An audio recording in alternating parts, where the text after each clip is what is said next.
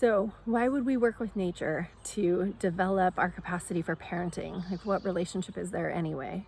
Well, one thing is we are also natural beings and we are part of the natural world and the natural systems.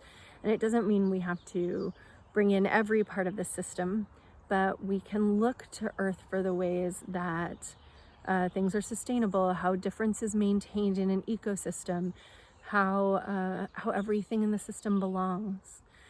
And so we can begin by going out and practicing in nature our ability to just stay present. I know that when I started doing this many, many years ago, one of the things I had to learn was that discomfort of it being dark or being in an unknown place. And as long as I could feel like I could reliably assess my safety, that the more I was outside, like I would just go outside my house at night and sit in the dark.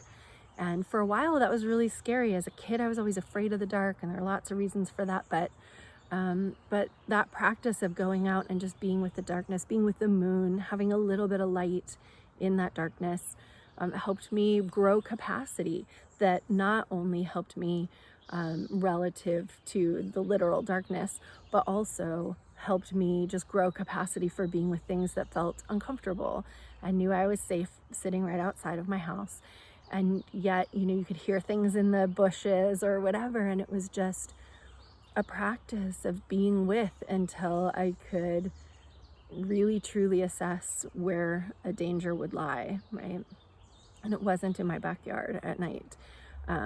So there's ways that just being out in nature it's a beautiful thing because it can both act as a grounding space. We can feel into the roots of the trees. We can feel the safety from the natural world that does exist, that sense that like, okay, this is how things are right here, right now. And then in that being held, I was able to grow my capacity to face the thing that I felt afraid of. And I don't think we need to push these things. I was definitely drawn to doing that for myself. But it was just one of my practices. And we can use nature in so many ways to feel into our grounding. We can return to a place where we know we belong just because we exist. And we can settle in and allow the things that feel edgy or difficult, we can grow our capacity around those things. And then we can bring that capacity back to our relationships. And so when we have a difference in our relationship or something comes up and we feel it triggers an old fear, we have more capacity to be with that thing and to interrogate it and to work with it in ways that we wouldn't have had access to before. And when we can do that, our presence grows.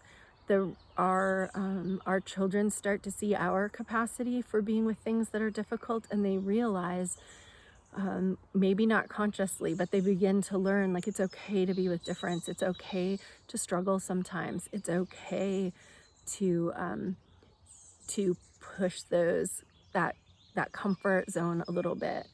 And when we do it in nature, we're already just being held by nature because of root systems, because everything here has its place. So hopefully that helps as you start to develop, figure out where your edges are. What do you want? What kind of capacity are you trying to grow? And you can engage nature to start working on that so that you grow enough capacity to do it with other folks. Usually because our wounds are relational, our wounds come from some interaction we had with a person. People tend to be the hardest place to do it, and sometimes nature is an easy place to begin. So hopefully that helps as you start to grow your own nature practice.